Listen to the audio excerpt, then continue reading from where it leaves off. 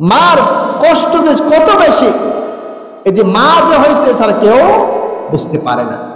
এই জন্য আল্লাহ তাআলা বলে দিয়েছেন, তোমরা কি করো, তোমাদের রহমতের দয়ার দানাটা তাদের জন্য বিছিয়ে দাও, তারা যেটা চায় সেটা তাদেরকে দিয়ে দাও, তাদের ব্যাপারে কার্পণ্য করো না।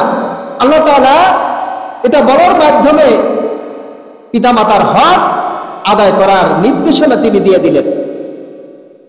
আল্লাহ রাসূল সাল্লাল্লাহু আলাইহি ওয়াসাল্লাম বলেন, হাদিসটি আবু হুরায়রা রাদিয়াল্লাহু তাআলা আনহু হইতে বর্ণিত, তিনি বলেন, ক্বালা রাসূলুল্লাহ সাল্লাল্লাহু আলাইহি ওয়াসাল্লাম, রাগিমান ফুহু রাগিমান ফুহু রাগিমান ফুহু, তার ধূলিসাৎ হোক, তার সর্বনাশ হোক, তাই সে ক্ষতিগ্রস্ত হয়ে যাক। কিলা মান ইয়া রাসূলুল্লাহ সাল্লাল্লাহু আলাইহি ওয়াসাল্লাম, আল্লাহ রাসূলকে জিজ্ঞেস করা হলো, ইয়া রাসূলুল্লাহ, হে আল্লাহর রাসূল, কার জন্য এই ধ্বংস, কার জন্য এই সর্বনাশ? আল্লাহ রাসূল সাল্লাল্লাহু আলাইহি ওয়াসাল্লাম বললেন, মান আদরাকা ওয়ালিদাইহি ইনদাল কিবারি আহাদুহুমা আও কিলাহুমা, যেই সন্তানের কাছে তার মা অথবা বাপ অথবা মা বাবা উভয়ই তার কাছে উপস্থিত হয়েছে বৃদ্ধ বয়সে, আর লাম ইয়াদখুলিল জান্নাহ, আর সে জান্নাতে প্রবেশ করলো না, তার জন্য ধ্বংস অনিবার্য। যে ব্যক্তি মাতা পিতা পাইল কিন্তু মাতা পিতা পাওয়ার পরেও কি করতে পারলো না, জান্নাতে যেতে পারলো না, তার মানে পিতা মাতার খেদমতের মাধ্যমে কি পাওয়া যায়, জান্নাত পাওয়া যায়। এই জান্নাত খেদমতের মাধ্যমে যে অর্জন করতে পারলো না, তার সর্বনাশ অনিবার্য। কে বলেছেন? মুহাম্মদুর রাসূলুল্লাহ সাল্লাল্লাহু আলাইহি ওয়াসাল্লাম। আল্লাহ রাসূল বলেছেন তার সর্বনাশ হবে, তার ক্ষতি হবে, তার ধ্বংস হবে। আল্লাহ রাসূলের কথা কি হবে না, মিস হওয়ার কোনো সুযোগ নেই। আছে নাকি বলেন? কারো সন্দেহ আছে কথায়? সন্দেহ। সময়ত হাজিরিন, আল্লাহ রাসূল স্পষ্ট বলে দিলেন যে পিতামাতা পেল কিন্তু জান্নাত অর্জন করতে পারলো না, তার কি ধ্বংস অনিবার্য। এখনো যাদের মাতা পিতা বেঁচে আছে তাদের সাথে দুর্ব্যবহার করছেন, তাদের সাথে খারাপ আচরণ করছেন, তাদেরকে খেতে দিচ্ছেন না, তাদেরকে পড়তে দিচ্ছেন না, তাদেরকে ঘর থেকে বের করে দিচ্ছেন, তার ধ্বংস অনিবার্য, এতে কোনো সন্দেহ নেই।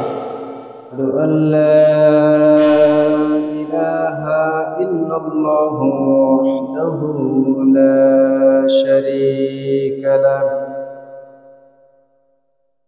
ওয়া নাশহাদু আন্না সাইয়্যিদানা ওয়া হাবিবানা ওয়া মাওলানা মুহাম্মাদান আবদুহু ওয়া রাসূলুহু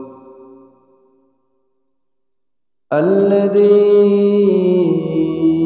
أرسل رسوله بالهدى ودين الحق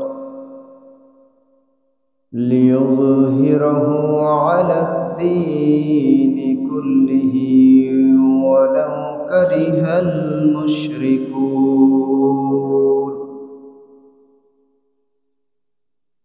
وقال تعالى: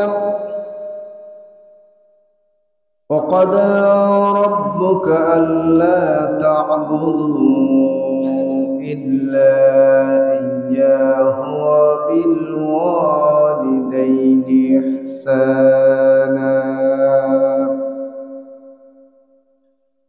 إما يبلغن عندك الكبر أحدهما أو كلاهما فلا تقل لهما أف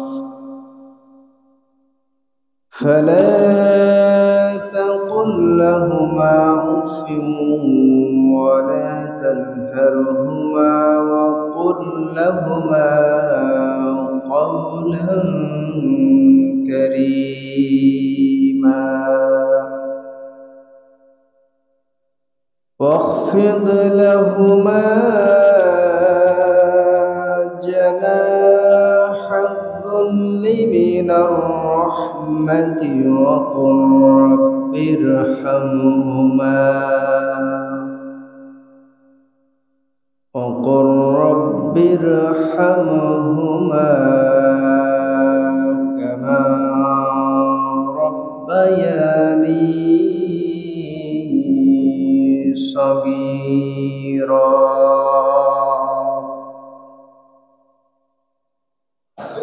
وقال رسول الله صلى الله عليه وسلم رغم أنفه رغم أنفه رغم أنفه. قيل من يا رسول الله صلى الله عليه وسلم؟ قال من أدرك والديه عند الكبر أحدهما أو كلاهما ثم لم يدخل الجنة أو كما قال عليه الصلاة والسلام. وقال تعالى في شان حبيبه إن الله وملائكته يصلون على النبي يا أيها الذين آمنوا صلوا عليه وسلموا تسليما. اللهم صل على محمد وعلى آل محمد كما صليت على إبراهيم وعلى آل إبراهيم إنك حميد مجيد. اللهم بارك على محمد وعلى آل محمد كما باركت على إبراهيم وعلى آل إبراهيم إنك حميد مجيد.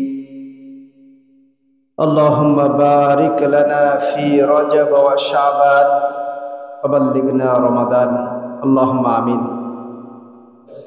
সম্মানিত হাজিরিন, আল্লাহ সুবহানাহু ওয়া তাআলার অসংখ্য মেহেরবানিতে যে রব্বে করিম আমাদেরকে তার গোলামীর অন্যতম একটি মাধ্যম সলাতুল জুমা আদায় করার লক্ষ্যে আমাদেরকে পবিত্র জুমার মসজিদে সমবেত হওয়ার সুযোগ দান করেছেন, সেই রব্বে করিমের শাহী দরবারে আমরা সকলে অন্তরস্থল থেকে শুকরিয়া জ্ঞাপন করছি। সকলে বলছি আলহামদুলিল্লাহ।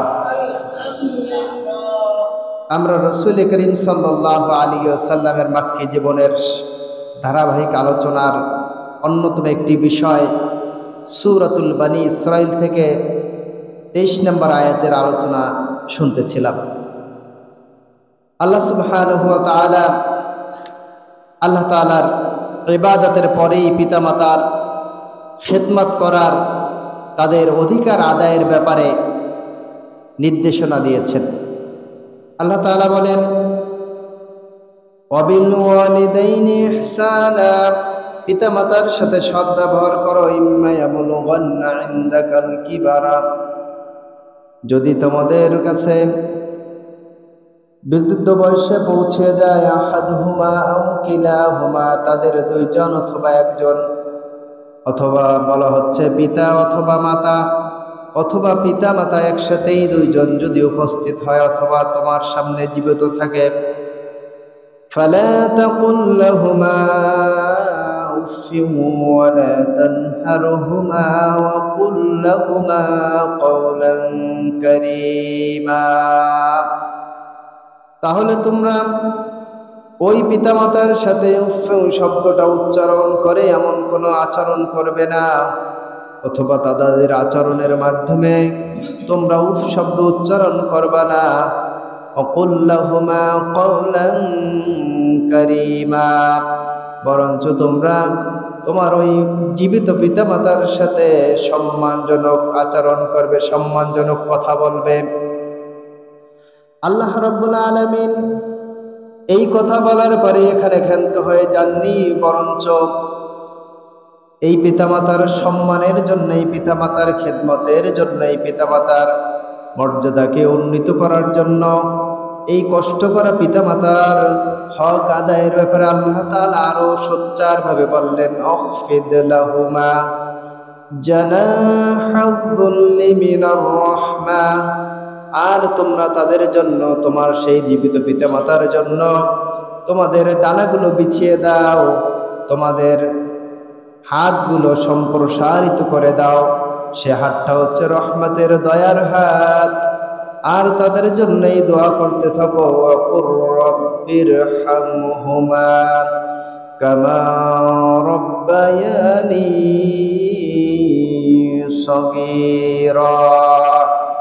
আর তোমরা ওই পিতামাতার জন্য এভাবে দোয়া করো, হে আমাদের প্রতিপালক, আমাদের পিতামাতা আমাদের ছোটবেলায় যেমন ভাবে লালন পালন করেছে, কাল কিয়ামতের দিন অর্থাৎ মৃত্যুর পরে তুমি তোমার কাছে যখন আমার পিতামাতা চলে যাবে, তখন তুমি তাদের সাথেও তদ্রূপ আচরণ করিও। সুবহানাল্লাহ। আল্লাহ তাআলা সুন্দরভাবে একটা ব্যাখ্যা দিয়ে দিলেন। এখানে জানাহুন শব্দটা আল্লাহ তাআলা কেন নিয়ে আসলেন? আল্লাহ তাআলা বলতে পারতেন যে তোমাদের হাতগুলোকে সম্প্রসারিত করে দাও। আল্লাহ তাআলা এটা বলেন নাই, সুন্দর শব্দ ব্যবহার করেছেন।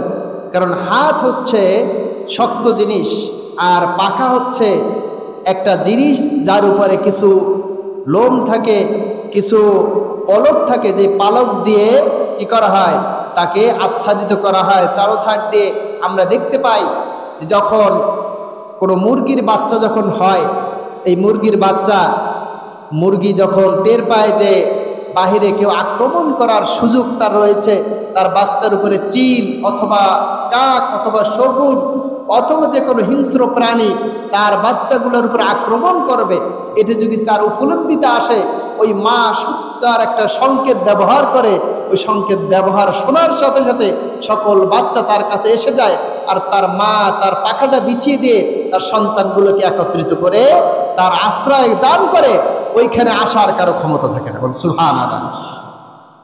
ঠিক আল্লাহ রাব্বুল আলামিন তেমনি ভাবে এই পৃথিবীতে যারা মা অথবা বাপ হয়েছে, এই মা বাপের জন্য ওই সন্তানরা যেন তেমনি ভাবে সুন্দর করে তাদের আগলে রাখে। দুনিয়ার কোনো বিপদ আপদ, দুনিয়ার কোনো বিপদ যেন তাকে স্পর্শ না করতে পারে। ওই পিতামাতা যেন এইটা মনে না করে আমি বিরুদ্ধ হয়ে গেছি, আমার বয়স হয়ে গেছে, এখন আমার দেখার আর কেউ নাই। বরঞ্চ সে যেন মনে করতে পারে আমার সন্তান আমার কাছে রয়েছে, আমি যত বিপদে থাকি না কেন আমার সন্তান সবসময় আমাকে আগলে ধরবে, আমাকে সেভ করবে, আমার সকল চাহিদা পূরণের জন্য সর্বোত্তম অগ্রাধিকারে ভূমিকা রাখবে। এইটা আল্লাহ তাআলা বুঝাই দিলেন যে একটা প্রাণী যেমন তার সন্তানকে আগলে রাখে, তুমি তোমার মাতা পিতাকে ঠিক তেমনি ভাবে তাদের বৃদ্ধ বয়সে, যেই বয়সে তার যাওয়ার কোনো জায়গা থাকে না, তার পড়ার কোনো ব্যবস্থা থাকে না, তার খাওয়ার কোনো জায়গা থাকে না, সেই সময় যেন তুমি তোমার পিতামাতার এই আশ্রয় কেন্দ্র হিসাবে তার পাশে থাকো। বলেন সুবহানাল্লাহ। সময় তো হাজিরিন, আল্লাহ তাআলা এই জন্য ডানা শব্দটা ব্যবহার করেছেন। আল্লাহ তাআলা কতটা বৈজ্ঞানিক, কতটা সুন্দরভাবে মানুষকে বোঝানোর চেষ্টা করছেন, পিতামাতার হক আদায়ের ব্যাপারে কতটা সোচ্চার তিনি শব্দগুলো ব্যবহার করেছেন। আজকে আমাদের সন্তানরা পিতামাতা থাকার পরেও আমরা সন্তান হিসেবে পিতামাতার এতটুকু অধিকার আদায় করতে পারি না। পারিনি কে বলেন? পারি না। অথচ আমার ছোটবেলায় আমার যখন কেউ ছিল না, আমার দুধের চাহিদা ছিল, এই মা আমার দুধ পান করিয়েছিল। কেউ ছিল না।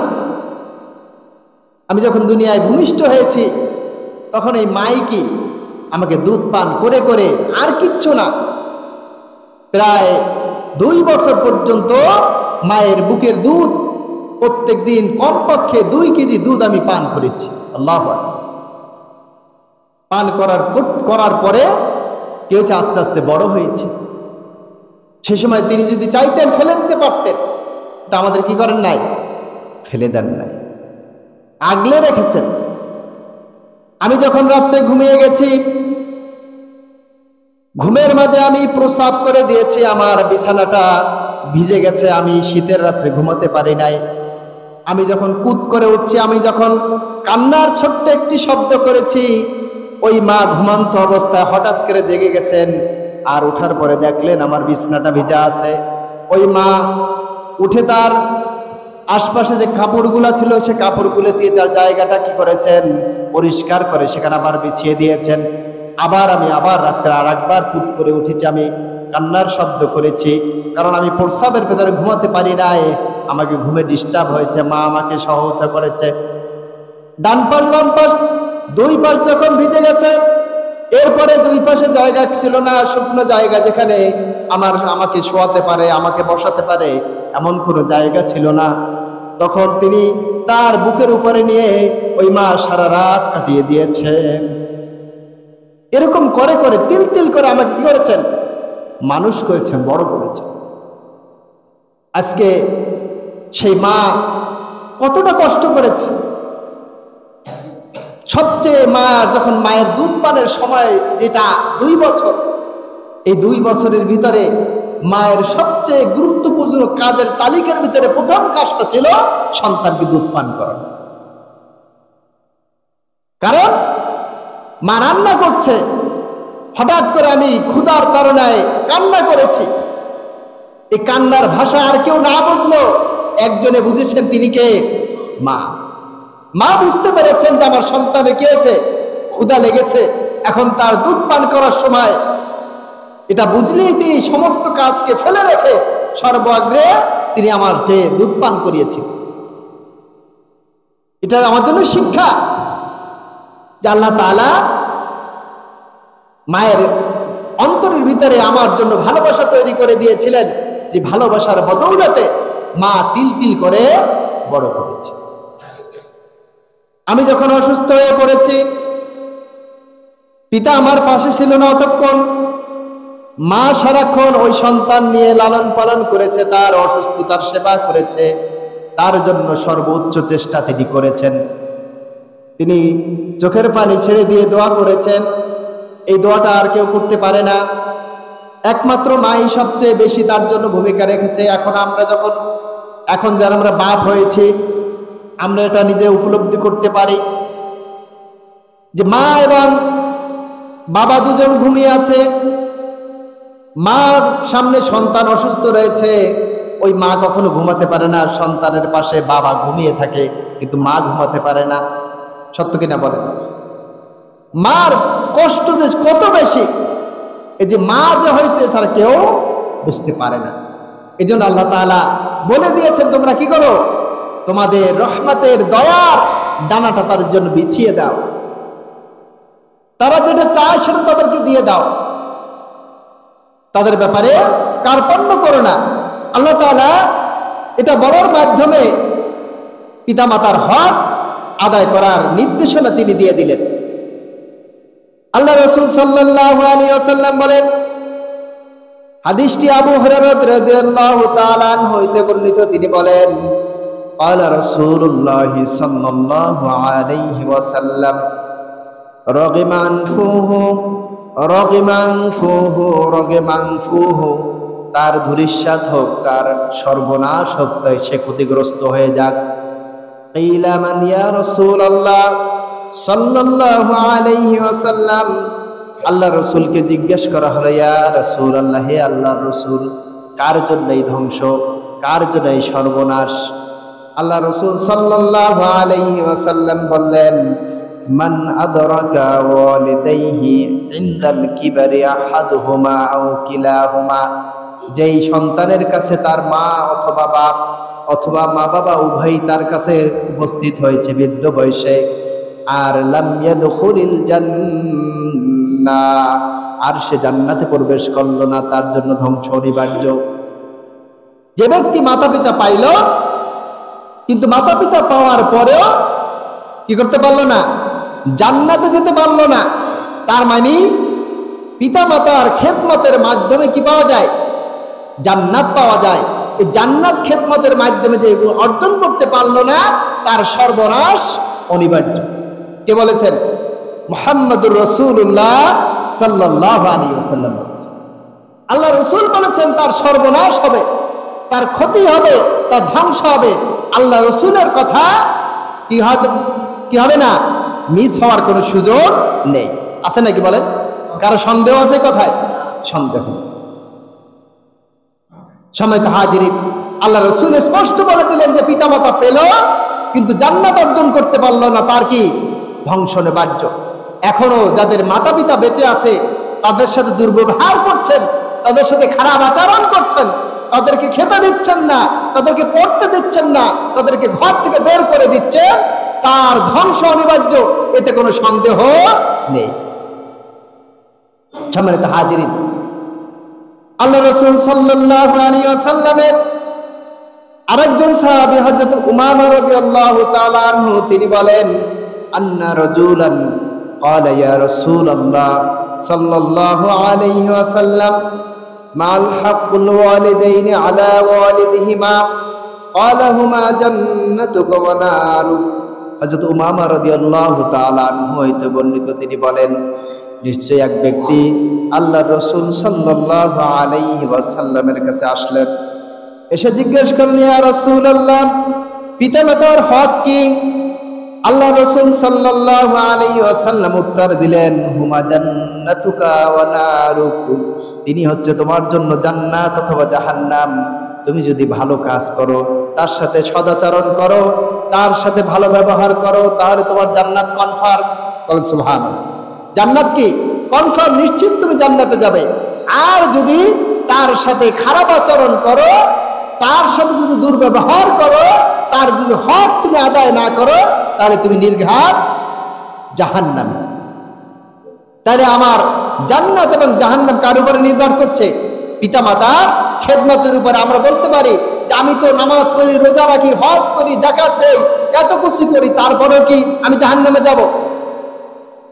আল্লাহ রাসূল সাল্লাল্লাহু আলাইহি সাল্লামের এই কথা দ্বারা স্পষ্ট, তারপরেও জাহান্নামে। শুধু জাহান্নামে যাবে না, এই পৃথিবীতে যত খারাপ কাজের শাস্তি দেওয়া হবে, যত পাপ আছে দুনিয়ায়, এই পাপ সমূহের মধ্যে সর্বনিকৃষ্ট পাপ হচ্ছে শিরক, তারপরে হচ্ছে পিতামাতার অবৈধতা। দুনিয়ায় অসংখ্য পাপের শাস্তি আল্লাহ তাআলা আখিরাতে দেবেন, দুনিয়ায় তাদের কিচ্ছু বলবেন না। যারা শিরক করে তাদেরকে আল্লাহ দুনিয়া শাস্তি দিচ্ছেন না। আল্লাহ তাআলা দুনিয়া তাদেরকে ভালো রাখছেন, কিন্তু একমাত্র অপরাধ, একমাত্র পাপ, যার শাস্তি আল্লাহ তাআলা দুনিয়ায় দেবেন, আখিরাতেও দেবেন। আল্লাহু আকবার। আল্লাহ রাসূল সাল্লাল্লাহু আলাইহি ওয়াসাল্লামের প্রিয় সাহাবী আমিরুল মুমিনিন হযরত আবু বকর রাদিয়াল্লাহু তাআলা আনহু থেকে বর্ণিত, তিনি বলেন, ক্বালা রাসূলুল্লাহ সাল্লাল্লাহু আলাইহি ওয়াসাল্লাম, কুল্লু যুনুবি ইয়াগফিরুল্লাহু মিনহা মা ইয়াশা ইল্লা উকুকুল ওয়ালিদাইন ফাইন্নাহু ইউজইলু লিসাহিবাতিহি ফিল হায়াতি ক্বাবলাল মামাত। আল্লাহ রাসূল সাল্লাল্লাহু আলাইহি ওয়াসাল্লামের প্রিয় সাহাবী হযরত আবু বকর রাদিয়াল্লাহু তাআলা আনহু হতে বর্ণিত, তিনি বলেন, রাসূল করিম সাল্লাল্লাহু আলাইহি ওয়াসাল্লাম ইরশাদ করেছেন, কুল্লু যুনুবি ইয়াগফিরুল্লাহু মিনহা মা শাআ। আল্লাহ তাআলা চাইলে এই দুনিয়া যত গুনাহের কাজ আছে, যে কোনো গুনাহের কাজ আল্লাহ তাআলা মাফ করে দিতে পারেন। এটা কার ইখতিয়ার? যারা বলেন আল্লাহর ইখতিয়ার। ইয়াগফিরু লিমান ইয়াশা ওয়া ইউআযযিবু মান ইয়াশা আল্লাহু আলা কুল্লি শাইইন কাদির। আল্লাহ তাআলা বলেন, যাকে ইচ্ছা আমি ক্ষমা করতে পারি, যাকে ইচ্ছা আমি শাস্তি দিতে পারি, সর্ববিষয়ে ক্ষমতা কার? আল্লাহ তাআলা। আল্লাহ তাআলা বলছেন যে আমি যাকে ইচ্ছা মাফ করতে পারি আর যাকে ইচ্ছা শাস্তিও দিতে পারি, আমার ইখতিয়ার। কিন্তু একমাত্র পিতামাতার অবাধ্যতা, এই অবাধ্যতার গুনাহ আল্লাহ তাআলা মাফ করবেন না, কারণ এটা কি হুকুকুল ইবাদ, বান্দার হক। বান্দার হক আল্লাহ তাআলা কখনো কি করবেন না? মাফ করবেন না, যতক্ষণ ওই বান্দা মাফ করবে। বলছে আমি মাফ করব না, বলছে যে বরঞ্চ এই দুনিয়ায় তাকে আমি শাস্তি নিয়ে নেব। কাবলাল মামাত, মৃত্যুর পূর্বেই আমি এই গুনাহের জন্য শাস্তি নিয়ে যাব। আমি যদি পিতামাতার সাথে অবাধ্যতা করি, পিতামাতার সাথে যদি খারাপ আচরণ করি, আল্লাহ তাআলা দুনিয়ায় কি করবেন? শাস্তি দিয়ে দেবেন। তেমনি একজন সাহাবী হযরত আলকামা রাদিয়াল্লাহু তাআলা আনহু, ঘটনা আমরা অনেকেই জানি। আল্লাহ রাসূলের একজন সাহাবী, সাহাবাদের গুনাহকে আল্লাহ তাআলা মাফ করে দিয়েছেন। বলেন সুবহানাল্লাহ। কি করেছেন? মাফ করে দিয়েছেন। আল্লাহ তাআলা তাদের উপরে সন্তুষ্ট, আল্লাহ তাআলাও তাদের উপরে সন্তুষ্ট। বলছে যে আল্লাহর পরে ওই সাহাবীরাও সন্তুষ্ট হয়ে গেছেন, আর আল্লাহও তাদের উপরে সন্তুষ্ট হয়ে গেছে। সুবহানাল্লাহ। তো আল্লাহ তাআলা যার উপরে সন্তুষ্ট হয়, তার কি কোনো বিপদ আসার কথা? বলেন, কথা না। কিন্তু আলকামা রাদিয়াল্লাহু তাআলা আনহু, তিনি যখন মুমূর্ষু অবস্থায়, এই সময় তার প্রাণ যখন উষ্ঠগত বের হয়ে যাবে, তখন তার প্রচন্ড কষ্ট হচ্ছিল। আল্লাহ রাসূলের সাহাবী আলকামা রাদিয়াল্লাহু তাআলা আনহুর এই পরিস্থিতি দেখার পরে সাহাবায়ে কেরাম তাদের পাশে বসে দোয়া করতে লাগলেন, কিন্তু কোনো দোয়া কাজ হচ্ছে না।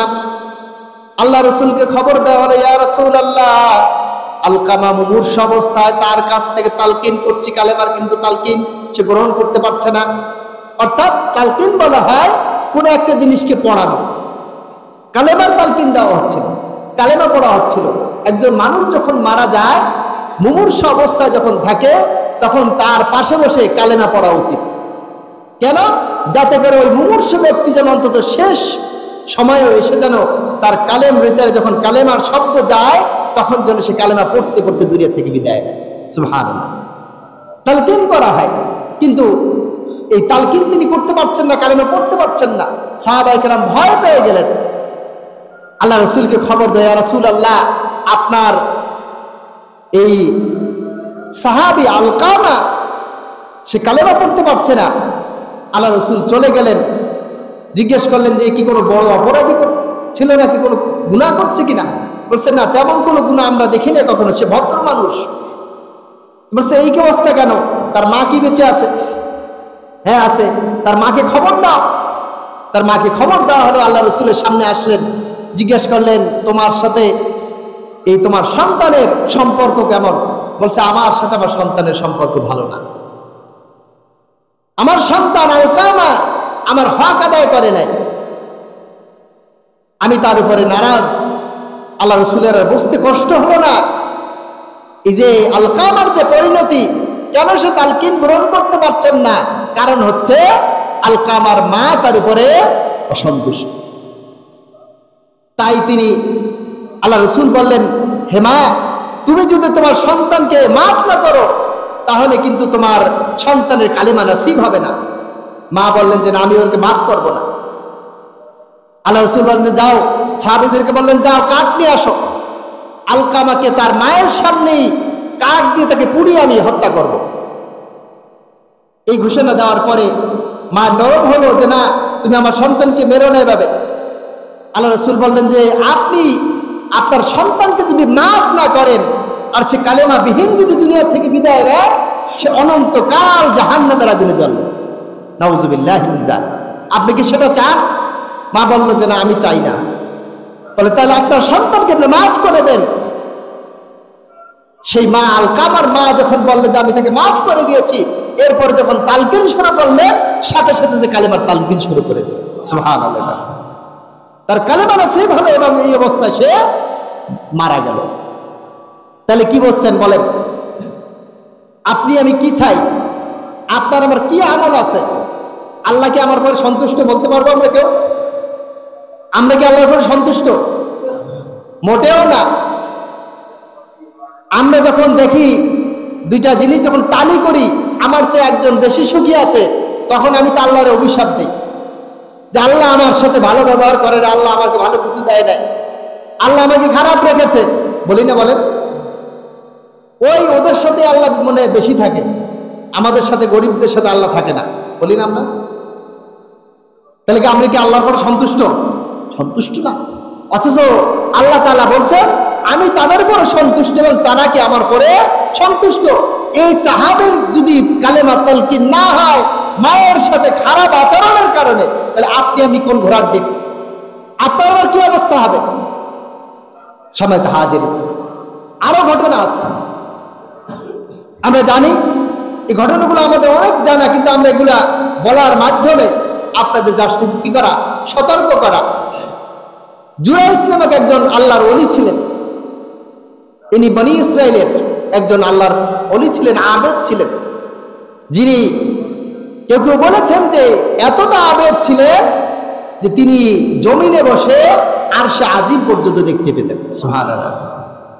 এতটুকু তার ইবাদত, শক্তিশালী ইবাদত ছিল, কবুলিয়াত ইবাদত ছিল। এই জুরাইজ যখন নামাজ পড়তে দাঁড়াইলেন, তার একটা হুজরা ছিল আলাদা, যেখানে তিনি ইবাদত বন্দেগী করতেন। যখন তিনি ইবাদতে দাঁড়াইলেন, নামাজে দাঁড়াইলেন, তার মা চলে আসলো, এসে ডাকতে লাগলো, ইয়া জুরাইজ। সে চিন্তা করলো, মা ডেকেছে আমি নামাজে, আমি তো আল্লাহর সামনে দাঁড়ানো। কার সামনে ধরে বলেন? আল্লাহর সামনে দাঁড়ানো, আমি নামাজে দাঁড়ানো, আমি কিভাবে নামাজ ছেড়ে দিয়ে মায়ের ডাকে সাড়া দিই? তিনি সাড়া দিলেন না, তিনি নামাজ শেষ করলেন। নামাজ শেষ করার পরে তিনি যখন বের হলেন হুজরাত থেকে, দেখলেন তার মা নেই। তিনি চিন্তা করলেন মা চলে গেছে, আর 2 রাকাত নামাজ পড়ি। আবার তিনি নামাজ শুরু করলেন। নামাজের মাঝামাঝি আবার তার মা আসলো, এসে ডাক দিল যে হে জুরাইস। তিনি আবার সে নামাজের ভিতরে চিন্তা করলেন, আমি তো নামাজে দাঁড়াইছি, নামাজ ছেড়ে দেওয়া তো আল্লাহর সাথে বেয়াদবি হচ্ছে, আমি কি করব না, নামাজ ছাড়বো না, আমি নামাজ শেষ করে তারপর আমি মায়ের সাথে কথা বলবো।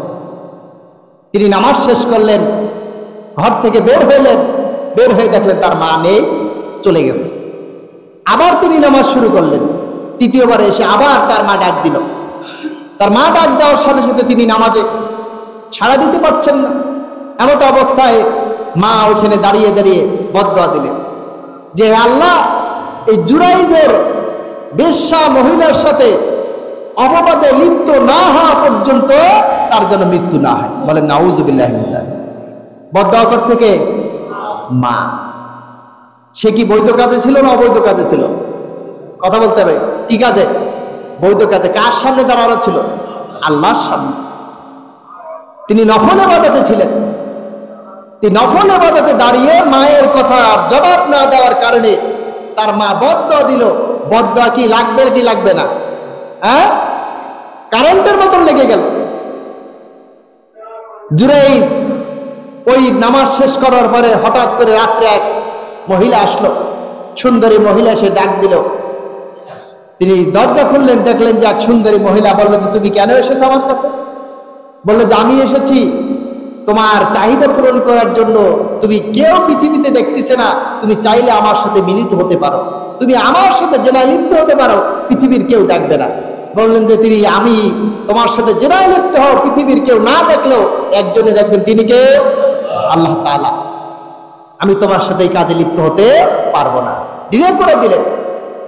তিনি চলে গেলেন। যাওয়ার পরে একজন রাখালের সাথে তার সাক্ষাৎ হলো। রাখালের সাথে তিনি কি করলেন? জেনায় লিপ্ত হলেন। হওয়ার পরে তার গর্ভবতী হলো। গর্ভ হওয়ার পরে তিনি সন্তান প্রসব করলেন। এই সন্তান নিয়ে যখন তিনি এলাকায় বের হলেন, তখন সবাই সিসি করতে লাগলো, বলতে লাগলো যে এই কে, কোথায় পেলে তুমি এই সন্তানকে? সাথে সাথে বলল যে এই সন্তানের বাপ হচ্ছে জুরাইজ। বলে নাউযুবিল্লাহি। মিথ্যা কথা বলে দিল। রাগে ক্ষোভে এলাকাবাসী, এই যে গত পরশুদিন ভাঙাভাঙি হয়েছে, এরকমের মোটামুটি কি হয়েছে, ফুল ভেঙে চুরে তছনছ করে দিছে। বাংলাদেশে ভাঙছে না? বড় বড় আওয়ামী লীগ যারা ছিলেন 32 নম্বর ধানমন্ডি সাক্ষী গুড়িয়ে দিয়েছে। মানুষের ক্ষোভ রোষানাল, মানুষের ভিতরে যে কষ্টর বহিঃপ্রকাশ ঘটিয়ে দিলেন। ঠিক তেমনি ভাবে ওইখানেও কি যে জুরাইসের ঘরটা ভেঙে তছনছ করে দিলেন এবং তারকেও আঘাত করলেন।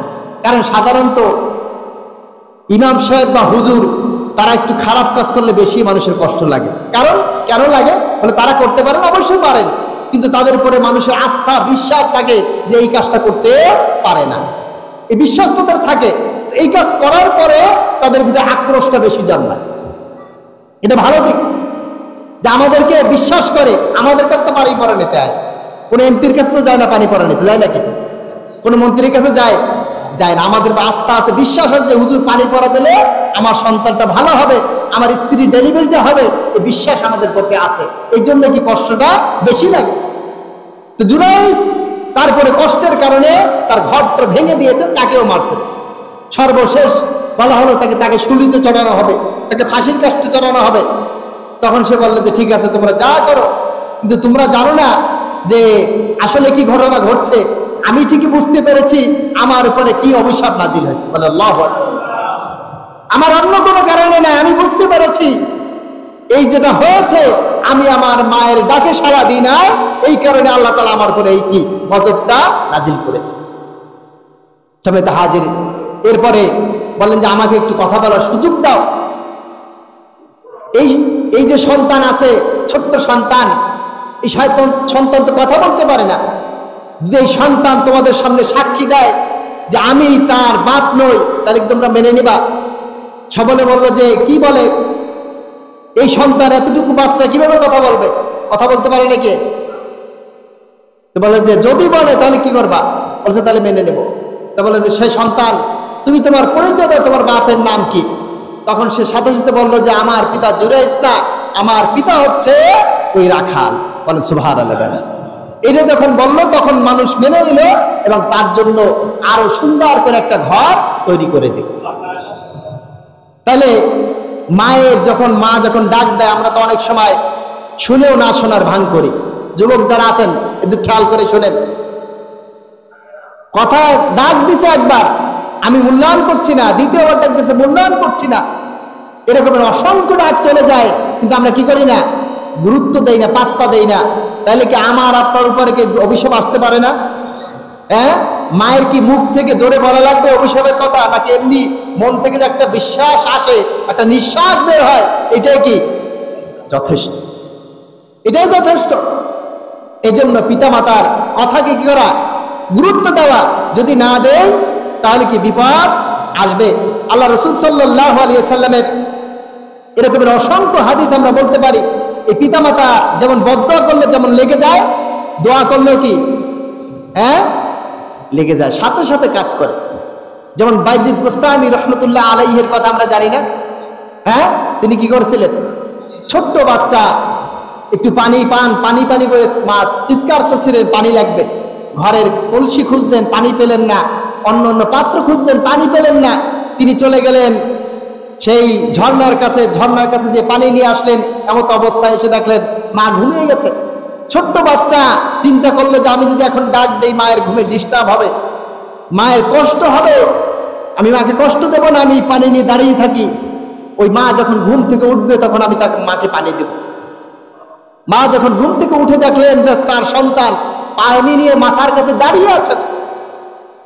জিজ্ঞেস করলে যে ভাইজি তুমি কখন এখানে দাঁড়িয়েছিলা? বলছে তুমি যখন পানি চেয়েছিলা, আমি তো ঘরে পানি পাই না, আমি পানি ঝর্ণার থেকে এনেছি, এসে দেখি তুমি ঘুমিয়ে গেছো, আমি আর তোমাকে ডাকি নাই, যেহেতু তোমার ঘুমে ডিস্টার্ব হতে পারে, এই জন্য আমি পানি নিয়ে দাঁড়িয়ে আছি। যখন তুমি ঘুম থেকে উঠবে সাথে সাথে তোমাকে পানি দিতে পারি। সুবহানাল্লাহ।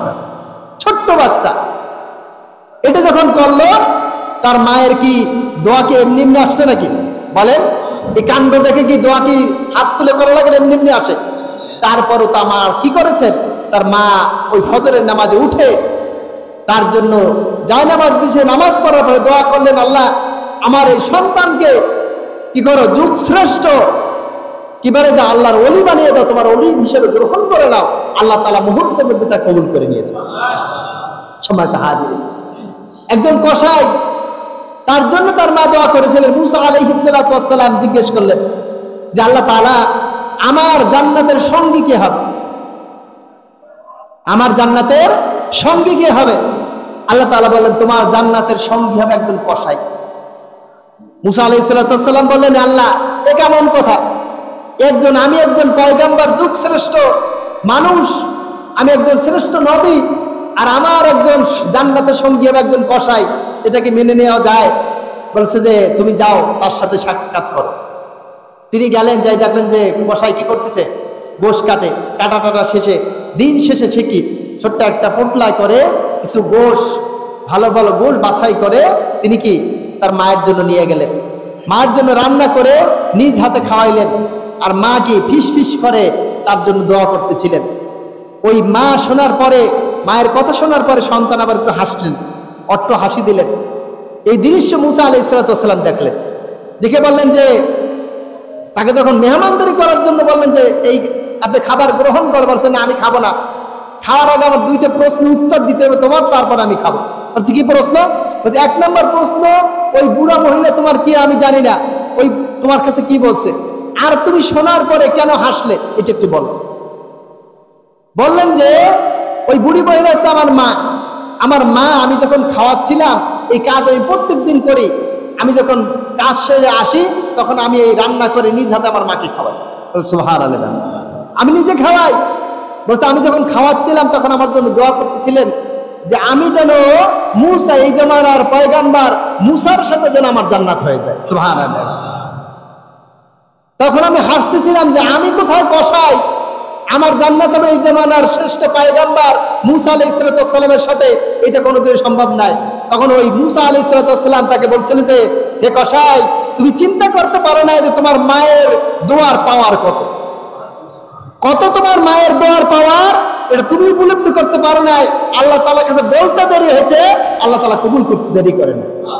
আমি হচ্ছে এই জামানার পয়গম্বর হযরত মুসা আলাইহিস সালাম, তোমার সাথে আমার জান্নাত হবে, এ কথা আমি আল্লাহ তাআলার কাছ থেকে শুনে এসেছি। আমরা কি চাই এটা? কথা বলেন। সম্মানিত হাজিরিন, মা বাবার দোয়া ছাড়া কোনোদিন এটা সম্ভব নয়। সম্মানিত হাজিরিন, আমি আর সংক্ষেপে আর কয়েকটা কথা বলে আমার আলোচনা শেষ করব। আল্লাহ রাসূল সাল্লাল্লাহু আলাইহি ওয়াসাল্লামের হাদিস এবং কোরআনের নির্দেশ থেকে 60টি দোয়া অর্থাৎ 60টি আমল হক আছে মৃত্যুর আগে, আর 7টি হক হচ্ছে মৃত্যুর পরে। এই 7টি 14টি হক প্রত্যেক সন্তান আদায় করতে বাধ্য, করতে হবে তাকে। এক নম্বর হক হচ্ছে দুনিয়ার হক, ক্বাবলাল মাউত, মৃত্যুর আগে যে হকগুলো আছে এর ভিতরে আছে এক নম্বর হচ্ছে পিতামাতার আজমত তথা তার মর্যাদা সম্মান রক্ষা করা। পিতামাতার সম্মান নষ্ট হয়, তার ইজ্জত নষ্ট হয়, এমন কোনো কথা, এমন কোনো কাজ করা যাবে না, এক নাম্বার। 2 নাম্বার হচ্ছে তার জন্য মনে প্রাণে তাকে ভালোবাসা,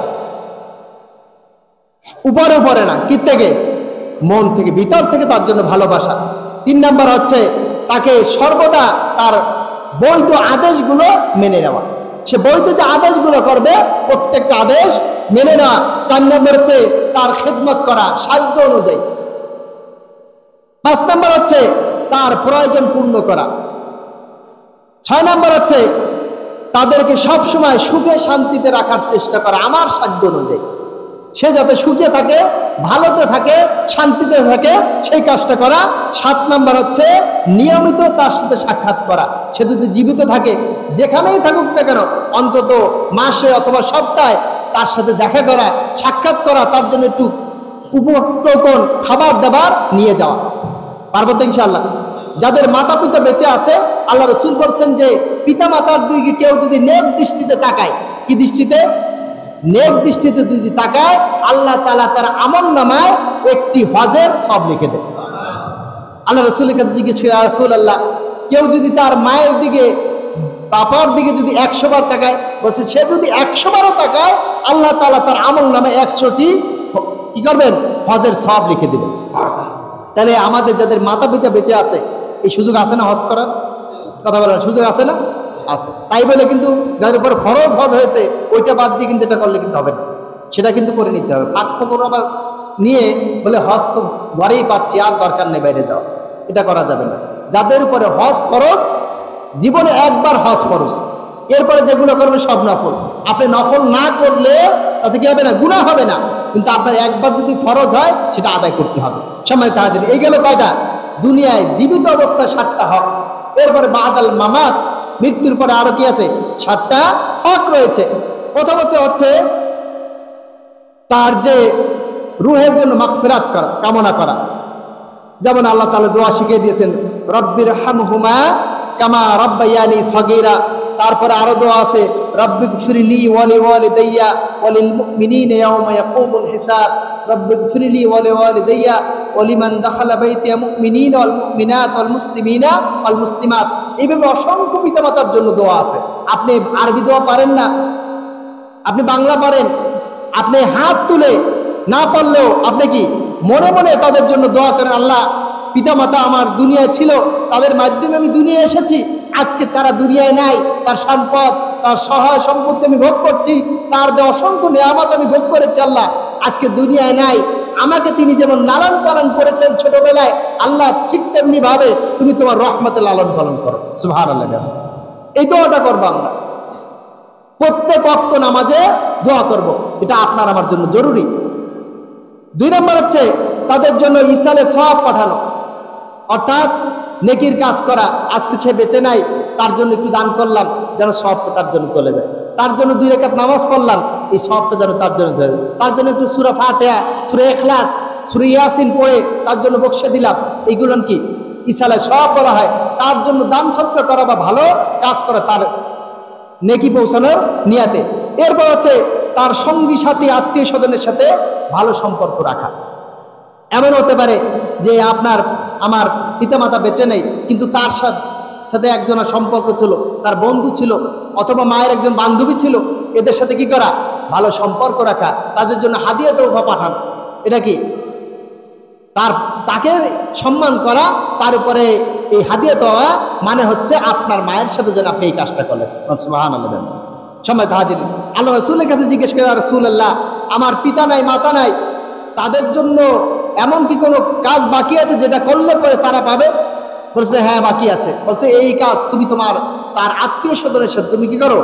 ভালো সম্পর্ক রক্ষা করো। পিতা নাই কিন্তু চাচা আছে, দাদা আছে, তাদের সাথে ভালো সম্পর্ক রাখে।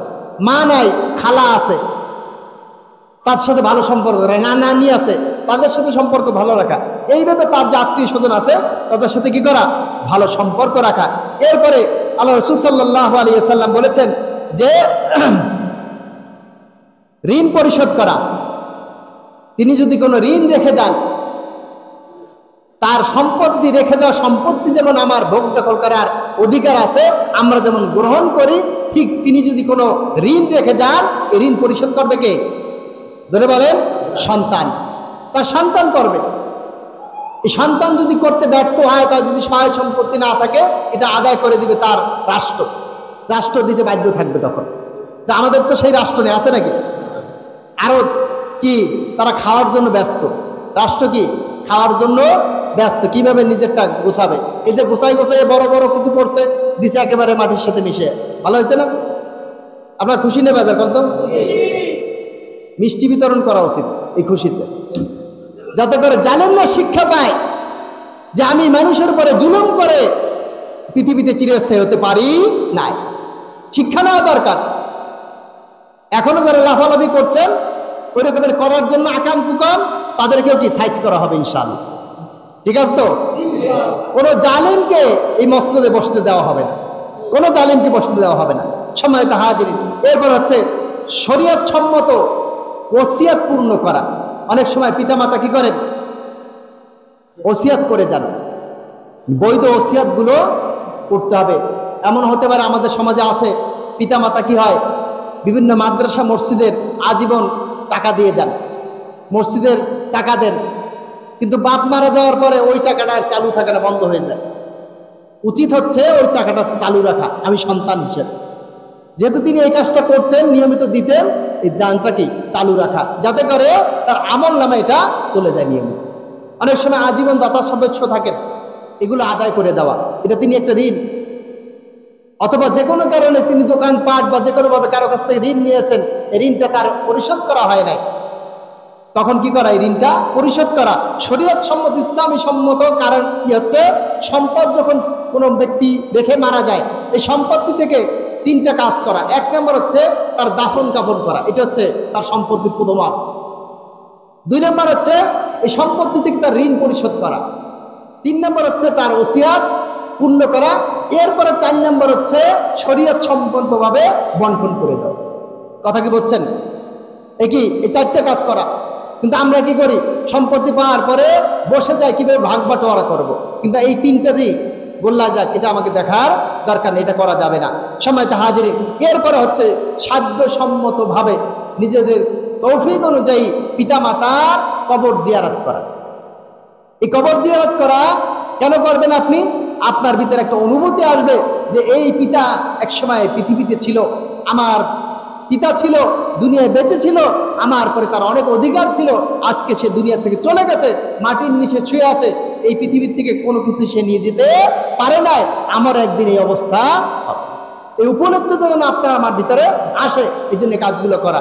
তো সম্মানিত হাজিরিন, আমি সংক্ষেপে আল্লাহর কোরআন এবং সুন্নাহর আলোকে পিতামাতার হক নিয়ে যে আলোচনা করলাম, যে কথাগুলো আমি বললাম, আমি সহ আমাদের সকলকে এই কথার উপরে আমল করার তৌফিক দান করুক। আসসালামু আলাইকুম ওয়া রাহমাতুল্লাহি ওয়া বারাকাতুহু।